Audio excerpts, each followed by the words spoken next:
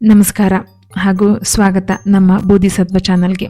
ತುಲಾ ರಾಶಿಯವರೇ, ಇವತ್ತು ಸೆಪ್ಟೆಂಬರ್ 2025ರಲ್ಲಿ ಬರುವಂತಹ ಜೀವನದಲ್ಲಿ ಹೊಸ ಬದಲಾವಣೆಗಳೇನು, ಶುಭ ಸೂಚನೆಗಳೇನು, ಎಚ್ಚರಿಕೆಗಳೇನು, ಆಧ್ಯಾತ್ಮಿಕವಾಗಿರುವ ಮಾರ್ಗದರ್ಶನಗಳೇನು ಅನ್ನೋದನ್ನ ನಮ್ಮ ಟ್ಯಾರೋ ಕಾರ್ಡ್ಗಳಿಂದ ನೋಡೋಣ. ಪ್ರಿಡಿಕ್ಷನ್ ಮುಗಿದ ಮೇಲೆ ಕರ್ಮದ ಬಗ್ಗೆ ಕೂಡ ಒಂದು ಮುಖ್ಯವಾದ ಸಂದೇಶ ಇದೆ. ಅದನ್ನು ತಪ್ಪದೇ ಕೇಳಿ, ಯಾಕೆಂದರೆ ಈ ತಿಂಗಳು ನಿಮಗೆ ಕರ್ಮದ ತಿಂಗಳಾಗಿದೆ. ಅಂದರೆ ನೀವಿಷ್ಟು ದಿನ ಮಾಡಿರುವಂತಹ ಒಳ್ಳೆಯದು ಮತ್ತು ಕೆಟ್ಟದು ಅದಕ್ಕೆ ಪ್ರತಿಫಲವನ್ನು ಕೊಡುವಂತಹ ಕಾರ್ಮಿಕ್ ಪೀರಿಯಡ್ ಆಗಿರುತ್ತೆ. ನಿಮಗೆ ಬಂದಿರುವಂತಹ 3 ಕಾರ್ಡ್ಗಳು ಯಾವುವು ಅಂದರೆ ಜಸ್ಟಿಸ್, ದಿ ಲವರ್ ಮತ್ತು 2 ಆಫ್ ಸ್ವಾರ್ಡ್ಸ್. ಓವರಾಲ್ ಎನರ್ಜಿನ ನಾವು ಮೊದಲನೇ ಕಾರ್ಡ್ನಲ್ಲಿ ತಿಳ್ಕೊಳ್ಬೇಕು. ಅದು ಜಸ್ಟಿಸ್. ಇದು ನಿಮ್ಮನ್ನ ಸಮತೋಲನವಾಗಿಡುವಂತಹ ಮತ್ತೆ ಸತ್ಯದಲ್ಲಿ ಇಡಬೇಕಂತ ಇರುವಂತಹ ಕಾರ್ಡ್. ಈ ತಿಂಗಳಲ್ಲಿ ನಿಮ್ಮ ಜೀವನದಲ್ಲಿ ನ್ಯಾಯ ಸಿಗುತ್ತೆ. ಅಂದ್ರೆ ನೀವು ಯಾವ್ದಾದ್ರೂ ಒಂದು ತೊಂದರೆನಲ್ಲಿ ಸಿಕ್ಕಿದ್ರೆ ಅಥವಾ ನಿಮ್ಮ ಕೋರ್ಟ್ ಕೇಸ್ಗಳು ನಡೀತಾ ಇದ್ರೆ ಅದಕ್ಕೆ ಒಂದು ನ್ಯಾಯ ಅನ್ನೋದು ಸಿಕ್ಕಿಲ್ಲ ಅಂದ್ರೆ ಅದು ಈ ತಿಂಗಳಲ್ಲಿ ಸಿಗೋ ಚಾನ್ಸಸ್ ಜಾಸ್ತಿ ಇದೆ. ಅಥವಾ ನ್ಯಾಯದ ಕಡೆ ನಡೆಯುತ್ತೆ ನಿಮ್ಮ ಕೋರ್ಟ್ ಕೇಸ್. ಮತ್ತೆ ನಿರ್ಧಾರಗಳನ್ನು ತಗೊಳ್ತಿರೋರು ಯಾವುದೋ ಒಂದು ಇಂಪಾರ್ಟೆಂಟ್ ನಿರ್ಧಾರ ತಗೊಳ್ಬೇಕಾಗಿರುತ್ತೆ.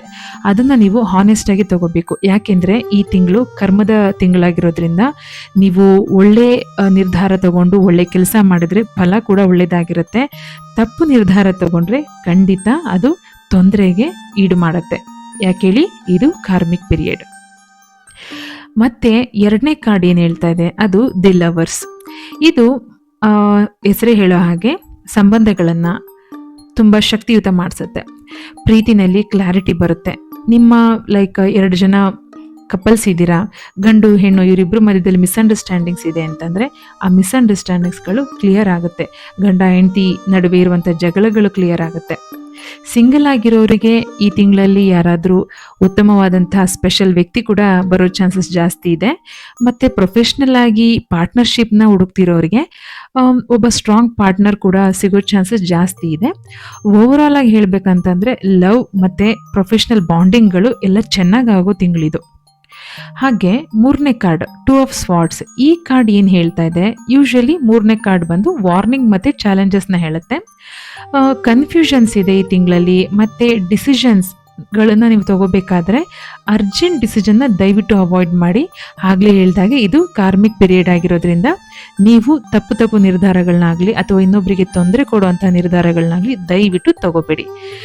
ಮತ್ತು ಇನ್ನೊಂದು ವಿಷಯಗಳಲ್ಲಿ ನೀವು ನೋಡ್ಬೇಕಂತಂದರೆ ಇದು ನಿಮಗೆ ಅಡ್ಗೋಡೆ ಮೇಲೆ ದೀಪ ಇಟ್ಟಾಗ ಹೇಗೆ ನಿಮಗೆ ಬೆಳಕು ಒಂದು ಕಡೆ ಚೆಲ್ಲದೆ ಅದು ಎರಡೂ ಕಡೆ ಚೆಲ್ಕೊಂಡು ಅರ್ಧಂಬರ್ಧ ಕಾಣಿಸುತ್ತೋ ಆ ಥರ ಇರುತ್ತೆ ನಿಮಗೆ. ಅಂದರೆ ಡಿಸಿಷನ್ಸ್ನ ತೊಗೊಳ್ಬೇಕಾದ್ರೆ ತುಂಬಾ ಕನ್ಫ್ಯೂಷನ್ಸ್ ಆಗುತ್ತೆ. ದಯವಿಟ್ಟು ಯಾರಾದರೂ ಮೆಂಟರ್ನ ಸಹಾಯ ತಗೋತೀರಾ ಅಂದರೆ ಖಂಡಿತ ತಗೊಳ್ಳಿ.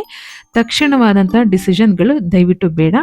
ಮೈಂಡನ್ನು ಎಷ್ಟು ಕಾಮಾಗಿ ಇಟ್ಕೊಳ್ತೀರೋ ಅಷ್ಟು ಒಳ್ಳೆಯದು. ಆಪ್ಷನ್ಸ್ಗಳು ಏನಿದ್ರು ಕೂಡ ಅದನ್ನು ಅನಾಲಿಸಿಸ್ ಮಾಡಿ ಖಂಡಿತ ಮುಂದುವರಿರಿ. ಮತ್ತು ಈ ತಿಂಗಳಲ್ಲಿ ಭಾಗ್ಯದ ಬಣ್ಣ ಬಿಳಿ ಇರುತ್ತೆ. ಭಾಗ್ಯದ ಸಂಖ್ಯೆ 6. ಮತ್ತು ಹೇಗೆ ಎನರ್ಜಿ ಲೋ ಆಯಿತು ಅಂದರೆ ನಿಮಗೆ ಏನೋ ಹಿಂಸೆ ಆಗ್ತಾ ಇದೆ, ಮನಸ್ಸಲ್ಲಿ ಕಳವಳ ಇದ್ದಾಗ ದಯವಿಟ್ಟು ಈ ಸೆಂಟೆನ್ಸ್ ಅಥವಾ ಅಫರ್ಮೇಷನ್ನ ಹೇಳ್ಕೊಳ್ಳಿ. ನಾನು ಸಮತೋಲನದಿಂದ ನಿರ್ಧಾರ ಮಾಡ್ತಾ ಇದ್ದೀನಿ. ನಾನು ಸಮತೋಲನದಿಂದ ನಿರ್ಧಾರ ಮಾಡ್ತಾ ಇದ್ದೀನಿ. ನನ್ನ ಆತ್ಮಪ್ರಜ್ಞೆ ನನಗೆ ಮಾರ್ಗದರ್ಶನ ಕೊಡ್ತಾ ಇದೆ. ಅಂದರೆ ನನ್ನ ಇಂಟ್ಯೂಷನ್ ನನಗೆ ಮಾರ್ಗದರ್ಶನ ಕೊಡ್ತಾ ಇದೆ. ಈ ಥರ ಸೆಂಟೆನ್ಸ್ನ ಹೇಳ್ಕೊಳ್ಳಿ. ಯಾವಾಗಲೂ 11 ಸರ್ತಿ ಅಥವಾ 21 ಸರ್ತಿ ಹೇಳ್ಕೊಳ್ಳೋದು ಒಳ್ಳೆಯದು. ಸ್ಪಿರಿಚುವಲ್ ಆಗಿ ಆಧ್ಯಾತ್ಮಿಕವಾಗಿ ಏನು ಉಪಾಯ ಮಾಡ್ಬೋದು ಅಂದರೆ ಹಾಲನ್ನು ದಾನ ಮಾಡಿ. ಯಾರಾದರೂ ಬಡವರಿಗೆ ಅಥವಾ ಬೇಕಾಗಿರೋರಿಗೆ ಹಾಲನ್ನು ದಾನ ಮಾಡೋದು ಕೂಡ ಒಳ್ಳೆ ಉಪಾಯ. ಮತ್ತು 2ನೇದು ಆ್ಯಸ್ ಯೂಶುವಲ್ ತುಳಸಿ ಗಿಡಕ್ಕೆ ನೀರು ಹಾಕೋದು ಕೂಡ ನಿಮಗೆ ಒಳ್ಳೆ ಉಪಾಯ. ತುಳಸಿ ಗಿಡಕ್ಕೆ ನೀರು ಹಾಕಿ ಬಂದು ನಂತರ ನೀವು ಧ್ಯಾನ ಮಾಡಿ. ಒಂದು 5-10 ನಿಮಿಷ ಖಂಡಿತ ಧ್ಯಾನ ಮಾಡಿ. ಧ್ಯಾನ ಮಾಡುವಾಗ ನಿಮ್ಮ ಆಲೋಚನೆಗಳು ಏನೇ ಬರಲಿ ಅದಕ್ಕೆಲ್ಲ ತಲೆ ಕೆಡಿಸ್ಕೋಬೇಡಿ. ಕಣ್ಣು ಮುಚ್ಚಿ ಧ್ಯಾನ ಮಾಡೋದನ್ನು ಮಾತ್ರ ಅಭ್ಯಾಸ ಮಾಡ್ಕೊಳ್ಳಿ. ನಿಮ್ಮನ್ನು ನೀವು ಅಟ್ಲೀಸ್ಟ್ 5-10 ನಿಮಿಷನಾದರೂ ತಟಸ್ಥ ರೀತಿಯಲ್ಲಿ ಕೂತ್ಕೊಳ್ಳೋದು ನಿಮಗೆ ತುಂಬ ಒಳ್ಳೆಯದು. ಓಕೆ ವೀಕ್ಷಕರೇ, ಇಲ್ಲಿ ಇದೊಂದು ಮುಖ್ಯವಾದಂಥ ವಿಚಾರನ ನಾನು ಹೇಳಕ್ಕೆ ಇಷ್ಟಪಡ್ತೀನಿ. ಪ್ರಿಡಿಕ್ಷನ್ ಅನ್ನೋದು ಒಂದು ಗೈಡ್ ಮಾತ್ರ. ಇದನ್ನು ನಿಮ್ಮ ಫ್ಯೂಚರ್ 100% ಫಿಕ್ಸ್ ಆಗುತ್ತೆ ಅಂತ ಅಂದ್ಕೊಳ್ಳೋಕೆ ಹೋಗ್ಬಿಡಿ. ಯಾಕೆಂದರೆ ನಿಮ್ಮ ಕರ್ಮಗಳು ಫಲ ಕೊಡ್ತಾ ಇರುತ್ತೆ. ನಿಷ್ಕಾಮ ಕರ್ಮ ಮಾಡಬೇಕು. ಫಲದ ನಿರೀಕ್ಷೆ ಇರಬಾರ್ದು. ಕಾರ್ಯದಲ್ಲಿ ಏನೇ ಮಾಡಿ ಯಾವಾಗಲೂ ನೆನ್ಪಿಟ್ಕೊಳ್ಬೇಕಂದ್ರೆ ಫಲನ ಎಕ್ಸ್ಪೆಕ್ಟ್ ಮಾಡೋಕ್ಕೆ ಹೋಗಬೇಡಿ. ಕೆಟ್ಟದಾದರೂ ಬರಲಿ, ಒಳ್ಳೆಯದಾದರೂ ಬರಲಿ, ನಿಮ್ಮ ಕಾರ್ಯ ನೀವು ಮಾಡ್ತಾ ಹೋಗಿ. ಯಾವುದೇ ಮನುಷ್ಯನಿಗೆ ಆಗಲಿ, ಯಾವುದೇ ಒಂದು ಪ್ರಾಣಿಗಾಗಲಿ ಅಥವಾ ಪ್ರಕೃತಿಗೆ ಆಗಲಿ ತೊಂದರೆ ಕೊಡೋದು ನಿಮ್ಮ ಉದ್ದೇಶ ಯಾವತ್ತೂ ಆಗಿರಬಾರ್ದು. ಓಕೆನಾ ವೀಕ್ಷಕರೇ? ಈ ವಿಡಿಯೋ ಇಷ್ಟವಾಗಿದ್ದಲ್ಲಿ ದಯವಿಟ್ಟು ಲೈಕ್ ಮಾಡಿ, ನಮ್ಮ ಬೋಧಿಸತ್ವ ಚಾನಲ್ನ ಸಬ್ಸ್ಕ್ರೈಬ್ ಮಾಡಿ, ಹಾಗೂ ನೆಕ್ಸ್ಟ್ ವಿಡಿಯೋ ಬರ್ತಾ ಇದೆ, ಅದಕ್ಕೋಸ್ಕರ ಕಾಯ್ತಾ ಇರಿ. Thank you. ಧನ್ಯವಾದಗಳು. ಕೃಷ್ಣಾರ್ಪಣಮಸ್ತು.